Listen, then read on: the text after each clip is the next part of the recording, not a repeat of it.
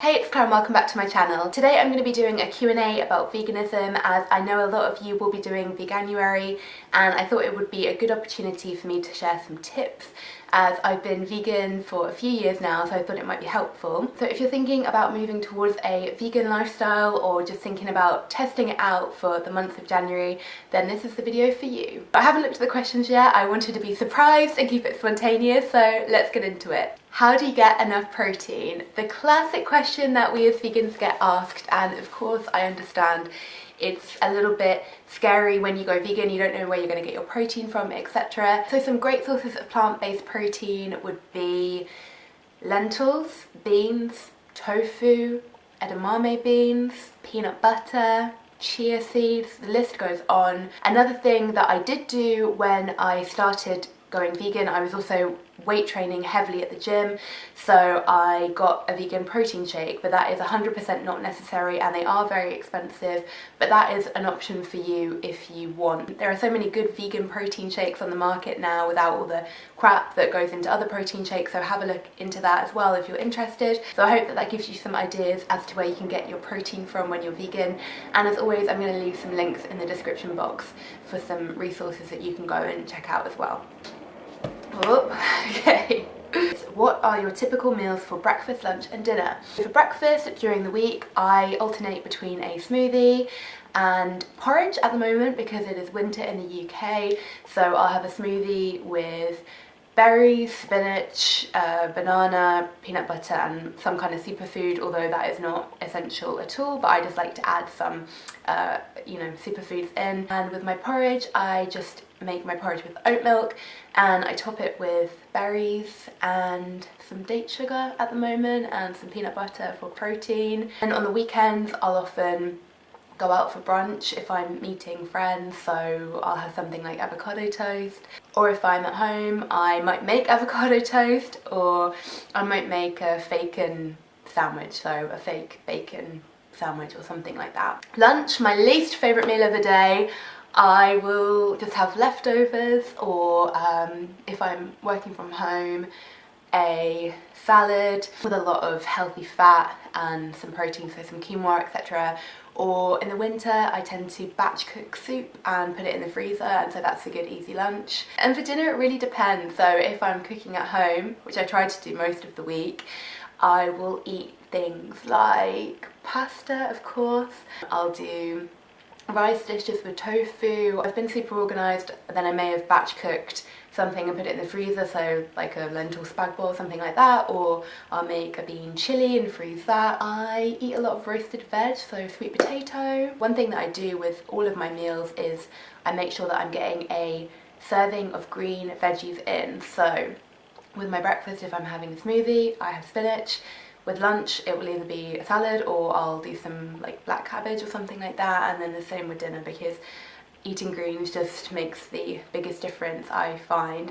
So yeah, I hope that gives you some ideas, and I'm going to leave a link in the cards to some what I eat in a day videos, and hopefully that'll give you some inspiration as well. When you started your journey, which was the most difficult step, or what was the hardest thing to give up? So just to give you background, I was already a pretty strict vegetarian before I went vegan. I was vegetarian for years and then I just finally made the leap to being vegan. The hardest step when I went vegan was definitely just reprogramming my mind, to be honest. So now it's second nature to me, and also when I went vegan, veganism wasn't as popular as it is now. But when I first went vegan, I would go to a restaurant and be like, oh my god, I can't eat that, can I eat that, oh my god, what can I eat? And it was really, really stressful and, you know, a bit like, oh whatever. But now it's just second nature for me to be like, oh no, I can eat that, and it's just, you just get so used to it and in the rhythm. And also when cooking for myself, I had to kind of figure out what I could cook and, you know, change recipes up, etc.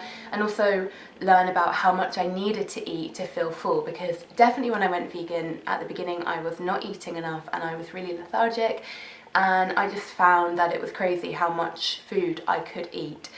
So I had to kind of get my head around the new quantities of food that I needed to eat. So that was kind of the tricky thing, but you honestly just, like anything, you know, get used to it. The hardest thing to give up, well, there were two things.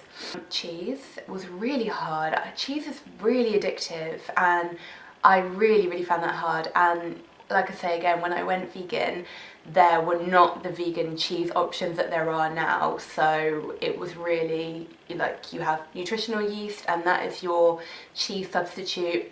I missed how cheese melts. I missed that kind of texture. And I found eggs hard because I would eat boiled eggs as a snack. It makes me feel kind of ill thinking about it now.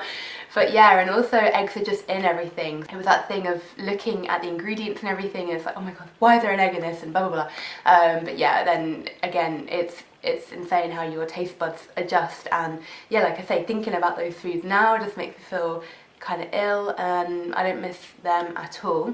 How do you eat vegan and keep your meals very green and lean rather than stodgy? Okay, good question. So of course being vegan is a very carb heavy diet, but if you're eating good carbohydrates then you really shouldn't have a problem. So I'd really focus on getting good sources of carbohydrates in, so sweet potato, vegetables, etc. One thing that I would say, if you want to keep your meals a little bit leaner, so for example if you want to sort of eat more salads, etc., do make sure that you're adding a good source of fat, so an avocado or olives for example. This is just going to ensure that you stay fuller for longer. A recipe that I make, for example, is a pesto that I make with avocado, and because I have so much fat in that, I find that I need to reduce the amount of pasta that I use.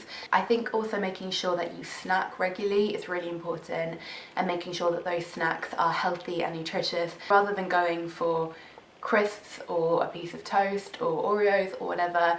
Go for a handful of nuts or half an avocado, etc. When I do that, I find that my hunger is kind of stabilised, and I need to eat less when it comes to my main meals, so I hope that helps. How can we fight the negative stereotypes associated with veganism? It's kind of funny, I don't even think about the negative stereotypes associated with veganism. I guess they would be something along the lines of we're all hippies and like want to live in a commune or something, and that we're very extreme. I'm not really sure, you tell me. For me it's just a way of eating and a way of living your life. And even for me, I can see that veganism has changed drastically. Like 2019, the view on veganism and the products available, it's just crazy. You know, vegan products are in every single supermarket now, and that just wasn't the case when I went vegan. It's actually very mainstream to be vegan now, thank God. I know that it's different in different countries. I'm just talking about my experience in the UK, in London, which is of course a major city, so it's going to be more common and acceptable, and we're going to have more options, but you know, that's just my experience. Going back to the question, how do we fight negative stereotypes of veganism? To be honest, everybody makes judgments about everybody's lifestyle all the time. I honestly look at it as an opportunity to have an engaging conversation with somebody. So if somebody says, oh, why are you vegan, blah, blah, blah, and all this kind of stuff, I just tell them the benefits of being vegan, why I'm vegan, why it's important to me, how it's improved my life. As anybody who kind of looks at somebody as a stereotype and makes kind of generalizations about that person just hasn't really taken the time to do the critical thinking to understand that person, so that's their loss, to be honest. Also, I truly don't care, because being vegan is so important to me. I would never stop being vegan for anybody. I can definitely confirm that not all vegans are hippies, live in a commune, although I would love to live in a commune with a farm and lots of baby animals, but I currently don't. And yeah, we're just normal people that pay bills and, you know, got problems like you as well. What's your favourite vegan comfort food? Pasta, 100% pasta.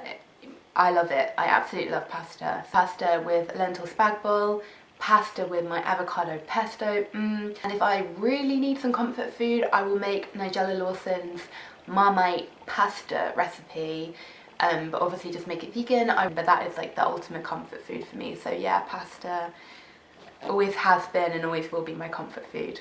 If you could eat one non-vegan thing for the rest of your life, what would it be? It would probably be like a cheese, maybe an Italian cheese, maybe a Parmesan or something like that. Some kind of cheese, I have to say, to be honest. I'm going to be very honest here as well. Sometimes I really crave a chicken drumstick, really very random, but yeah, I just cannot imagine eating it. But I don't know, I guess, yeah, maybe a chicken drumstick, maybe, and a cheese, definitely some kind of cheese. I think. To be vegan, but my boyfriend who I live with isn't keen. Tips for living with a non-vegan, please. So I've never lived with another vegan and I've never dated a vegan, so trust me, it can be done. The first thing that I would suggest is trying to explain to your boyfriend why being vegan is important to you, because I find that if people can understand the reason behind this lifestyle choice or why it's important to you, then they can get on board a lot easier.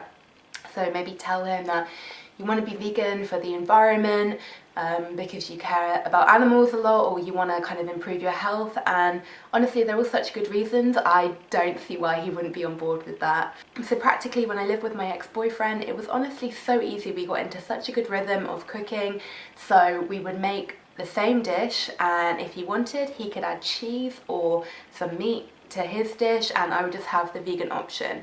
So for example, if we made a roast, I would make a nut roast and he would have some of that as a stuffing anyway. All of the veggies we cooked vegan and he would just have some chicken.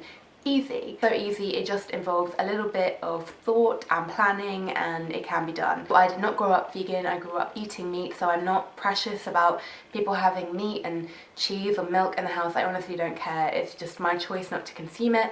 Definitely don't judge him for eating animal products. Your boyfriend is his own person, capable of making his own choices, and you're your own person and you're allowed to make your own choices about how you want to eat as well. That's not an issue. I mean, if it is an issue for you, maybe look into that more, but that definitely is not an issue for me. And trust me, when your skin starts glowing and you've lost loads of weight and you have loads of energy, your boyfriend will be very tempted to go vegan, and you know, maybe you can shove him in that direction when he sees all the positive changes that being vegan is making to your life. So yeah, I hope that helps. You find being vegan expensive?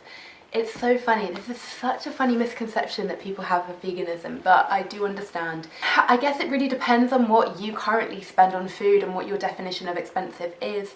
I shop weekly and I spend about £30 a week on food. That obviously doesn't include going out for dinner, which I probably will do a couple of times a week, if I'm honest. Most expensive vegan products I've found are the kind of fake meat substitutes. So when I get Seitan, that can be quite expensive, or a lot of the plant-based burgers, etc. Supplements, but you really do not need all of that to have a healthy vegan diet. You can eat things like rice and beans and veg and be very healthy and full, and that is so cheap. It's of course where you're adding in these extra products which are non-essential, where it is going to add up and be a little bit more expensive. What are your favourite vegan restaurants in London? So I love Mildred's. That is a classic. They're actually a vegetarian restaurant. The original restaurant that they open is in Soho, but they've opened a few in King's Cross and other places, I'm not sure, but Mildred's is a good one. Really nice food. That's a great one to take people to who are kind of a bit on the fence about veganism, because they just have such yummy tasty food. So Mildred's is lovely. I really like Temple of Seitan for vegan junk food, that's great. Bim Bap is a Korean restaurant in Soho that does very inexpensive food in general. Of course it's not a specific vegan restaurant, but they have a tofu Bim Bap which is great, I love that. Another one that I just went to, my friend Enzo took me to it the other day. It's an entirely vegan pizza restaurant in Camden called Purezza, and that pizza is amazing. I mean, every week there are new vegan restaurants opening in London. It is so great and I feel very lucky, and yeah, we are very spoiled living in London, but there are loads. And if you have any recommendations for some vegan restaurants that I have to try in London, please do let me know. I would love to get some new recommendations and check out those restaurants. Those are all of the questions. Thank you so much to everybody who submitted questions, and I really hope that my answers were helpful. If you have any more questions or need any advice, please leave me a comment. I would love to help. And good luck to everybody who's doing Veganuary, and if your New Year's resolution is to be vegan, then I think that's great and I'm sure you will absolutely love it. Thank you so much for watching, and I'll see you on the next one.